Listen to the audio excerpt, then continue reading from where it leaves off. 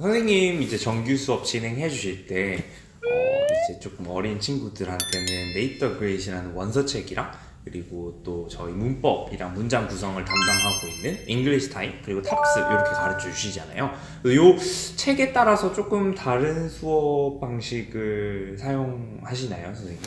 그렇죠. 네이터 그레이트는 이렇게 소설책이거든요. 장문의 소설책인데 친구들이 이렇게 너무 문법적인 거에만 치중을 하면 이렇게 맞아요. 이해도 잘 안 되고 특히 어린 친구들 대상으로 하는 거잖아요. 맞아요. 그래서 굳이 문법을 설명을 해봐야 이게 어떤 의미인지 잘 이렇게 받아들이지도 못하고 흥미를 또 잃는 경우가 있어서 그냥 네이터 그레이트라는 책을 나갈 때는 내용에 좀 집중을 해서 좀 이렇게 소리 내서 읽어보는 연습을 좀 많이 할 수 있도록 해요. 왜냐면 어린 친구들은 좀 긴 문장을 읽는 연습을 많이 안 해봤거든요. 짧게 뭐 hello, 맞아요. sorry 네, 뭐 맞아요. 요 정도만 아는 경우가 많아서 좀 소리 내서 문장을 읽어보는 연습 위주로 하고요. 그 다음에 English Time하고 Tops는 말씀하신 것처럼 문법 조금 더 문법 책에 완전 이렇게 저희가 생각하는 이런 고학년 문법들까지는 아니더라도 그런 건 아니지만 이제 처음 좀 시작하는 아이들을 위한 문법에 가깝잖아요. 맞아요. 그래서 기본적인 뭐 문장 구성이라든가 이런 것들을 쉽게 좀 익힐 수 있도록 그 책이 구성이 돼 있거든요. 그래서 거기서는 이제 네이터 그레이트에서 했던 거랑은 좀 다르게 아이들이 조금 아까 말씀드렸던 것처럼 집중해서 이렇게 패턴화돼 있는 걸 계속 써본다든가 그러면서 동시에 게임도 아까 말씀드렸던 것처럼 진행을 하고 그렇게 하면서 수업을 하고 있습니다. 아이들이 이렇게 서로 팀을 나눠서 게임을 하거나 액티비티를 하면 반 분위기가 되게 좋아지거든요. 맞아요. 그러면 사실 조금 더 공부하는 데 있어서 효율이 높아지는 것 좋죠. 같아요. 친구들이랑 서로 도와가면서 내가 부족한 부분은 뭐 저 친구가 알고 있는 거 도와준다든가 뭐 내가 알고 있는 거 저 친구한테 도와준다든가 이렇게 하면서 서로 이렇게 교류도 하고 공부만 한다 이렇게 하는 게 아니고 뭐 친구들이랑 맞아요. 이렇게 커뮤니케이션 하면서 공부도 하고 그 다음에 놀기도 하고 이렇게 하는 게 제 수업 진행인 것 같습니다. 오, 그러면 좀 멋있었는데. 그러면 만약에 중학생이나 고등학생들은 이때는 조금 더 이렇게 재미보다는 조금 더 약간 성적이나 아니면 영어 실력 그 자체에 조금 더 집중해야 되는 시기다 보니까 조금 접근 방식이 다르실 것 같은데 그런 친구들은 어떻게 선생님이 진행했어요? 아무래도 이제 그 친구들이 갖고 있는 부담감이 있잖아요. 이제 내가 또 입시를 해야 하고, 그 다음에 내신을 관리를 해야 하고, 내가 내신 쪽도 신경을 쓸 수 있도록, 내가 학교 공부도 신경을 쓸 수 있도록, 그런 부분에서 조금 보강을 많이 해주는 것 같아요. 보완을 많이 해주면서 그런 뭐 내신 관련한 질문이나 아니면 뭐 입시 관련한 질문을 하는 친구들도 있거든요, 사실은. 있어요? 네! 상담하는 친구들도 종종 있어요. 진짜요? 네네. 유학을 가면 어떻냐, 유학 가면 좋은 점이 뭐냐, 이런 것들을 질문하기도 하거든요. 그래서 그 친구들한테 동기부여가 될 수 있다고 생각해요. 제가 그런 말을 해주는 거, 저의 경험을 얘기를 해주고, 맞아요. 그런 것들이 도움이 또 될 거라고 생각을 하고. 멘토 같은 역할이. 그렇죠. 너무 좋게 말해서 너무 거창한 거야? 너무 부담을 느꼈어요. 너무 내가 거창하게. 멘토라고. 네. 아니, 맞는 것 같아요. 그런 아이들한테 목표점을 설정해 주는 게 굉장히 중요하다고 생각하는데 다음 질문은 저도 이제 궁금해요, 굉장히. 공부에 좀 흥미를 붙이는 방법이 있을까요? 어렵죠. 영어만 생각한다면? 그렇죠. 네, 모든 분들이 하시는 고민일 것 같아요. 그러니까 나이대를 불문하고 내가 어떻게 하면 재밌게 공부를 할까. 근데 사실 재밌게 공부하는 방법이 있겠어요. 이렇게 재밌게 공부를 한다기보다도 아까 얘기한 것처럼 목표 설정을 좀 제대로 하는 게 좋을 것 같아요. 그래야 내가 짧은 목표라고 하더라도 그거를 달성하면서 내가 거기에 대한 성취감이 있을 거라고 생각하거든요. 그러니까 막연하게 그냥 나 공부를 재밌게 해야지, 난 공부는 재밌는 거야 이렇게 생각하는 것보다는 뭐 예를 들면 내가 일주일에 뭐 단어 몇 개를 외우겠다 이렇게 해서 그거를 일주일이지만 짧은 기간이지만 다 외움으로써 내가 목표를 이뤘구나.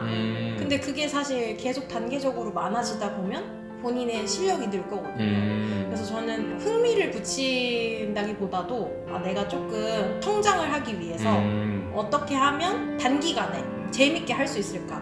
그런 거를 생각을 해봤을 때 재미없을 것 같은데. 재미없다니요. 단어 목표를 설정하면 재미없죠. 장난입니다. 요즘은 이제 바깥 세상, 이제 네네. 외국 사람들과 같이 좀 인터넷에서 만날 수 있는 기회가 많잖아요. 맞아요. 요새 뭐 말씀하신 것처럼 유튜브나 SNS나 이런 데서 이제 크리에이터 분들이 너무 많이 이제 본인의 의견이나 뭐 이런 것들을 영상으로 만드시잖아요. 글로벌하게 특히 이제 영미권 분들이 사용하시는 그런 어휘나 뭐 문장들이 있을 수 있거든요. 인싸들이 소위 말하는 인싸들이 사용하는 그런 용어들이 있을 수 있잖아요. 이제 요즘 사람들이 자주 쓰는 말이 뭐가 있을까? 그런 것들을 그렇게 쉽게 접할 수 있을 거라고 생각하거든요. 요새 너무 그런 플랫폼이 잘 되어 있어가지고 저 어릴 때 저희 부모님이 CNN 들어주고 이렇게 했던 것보다는 맞아요. 훨씬 이렇게 어린 분들의 그런 니즈나 아니면 조금 흥미를 유발할 수 있는 그런 것들이 많다고 생각을 하거든요. 제일 간단한 게 게임이 아닐까요? 왜냐면 요즘은 이제 게임이 그냥 옆에 있는 친구랑만 하는 게 아니라 해외에 있는 사람들이랑도 이렇게 교류하고 이야기하면서 이렇게 같이 즐길 수 있는 게임들이 많이 있어가지고. 예를 들면 뭐가 있어요? 제가 게임 이름 자체를 이렇게 언급을 할 수는 없지만 이제 제가 이제 게임을 이야기하는 이유가 뭐냐면 네. 게임을 통해서 영어를 사용해야 하고 그런 친구들과 교류를 해야 되기 때문에 그런 데 조금 목표점을 좀 두면 영어를 발전해 나가는 맛이 조금 더 있지 않을까. 맞아요. 요새 친구들이 흥미를 갖는 그런 거에 좀 집중을 하면 본인이 관심사가 있는 게 사실 너무 받아들이기 쉽거든요. 맞아요. 그래서 내가 꼭 게임이 아니더라도 뭐 예를 들면 내가 뭐 메이크업 이런 거에 관심이 있을 수 있잖아요. 뷰티 쪽이나 이런 거에 관심이 있을 수 있잖아요. 그러면 뭐 유튜브나 이런 데 뷰티 크리에이터 이런 사람들이 뭐 하는 건 뭐가 있을까? 물론 이제 영어로 된 그런 영상을 찾아보면서 자막 없이 봐보시는 것도 전 좋다고 생각하거든요. 뭐 그래서 그런 것들로 본인의 관심사랑 관련된 그런 컨텐츠를 찾아보시는 게 좋을 것 같아요. 혼자 공부하는 친구들에게 조금 추천해 주실 만한 아니면 방향성을 조금 이야기해 주실 수 있을까요? 혼자 공부하는 거는 이제 학원에 나오거나 아니면 뭐 나의 뭐 가르쳐주는 선생님이 있거나 이런 것보다 훨씬 힘들 거라고 생각을 하거든요. 왜냐면 자기의 기준이 뭔지 모르고 그 다음에 자기가 정확하게 세워야 되는 목표점이 뭔지 모르기 때문에 굉장히 힘들 거라고 생각을 해요. 제가 느낄 때 가장 중요한 거는 너무 이렇게 완벽하려고 애쓰지 않았으면 좋겠어요. 내가 영어를 사용할 때 있어서 나는 문법적인 거 다 맞춰서 얘기해야지 뭐 나는 틀리면 안 돼야지 이런 생각을 하면 이렇게 말을 못 꺼내더라고요. 친구들이. 특히 제가 이제 회화 수업을 하면서 느끼는 거지만 소극적이고 약간 그런 태도를 가지고 있는 친구들을 보면 내가 이 다음에 무슨 말을 해야지 뭐 주어 다음이니까 동사가 나와야지 이런 생각을 계속 갖고 있더라고요. 그러다 보면 말할 기회가 점점 줄어들겠죠.